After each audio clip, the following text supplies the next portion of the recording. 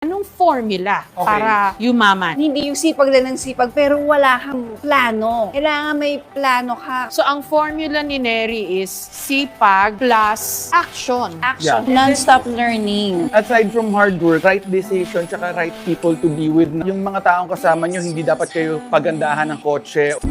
I know you went through a really horrible time. Paano nyo nalagpasan yun? For her, I think I really supported her. Don't feel bad. When you step out, the world is not that bad.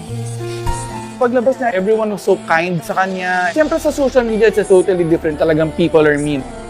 Si Chito talaga yung umulalay lahat. At talagang hindi ako iniwan. Even the brands, they said, okay lang yan. And even us, we just joke about it. Oh, no, I can't.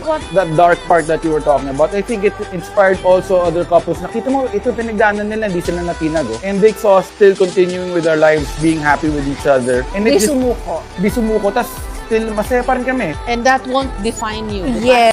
Advice sa ating viewers and followers. Kung ano man yung sitwasyon nyo ngayon, lagi nyo tatandaan, hindi pa lagi nandiyan. Kung feeling nyo down kayo, lagi kayo magpakabait. Kasi sinusuklian talaga ni Lord yung kindness natin. Chito, ikaw. Never focus on your disadvantages and don't focus on the other people's advantages. Parang tamang inggit nga. Ba't siya nagawa niya? Isipin kaya ko din. Find inspiration and use it na as your guide. Let's use that word more often. Tamang inggit.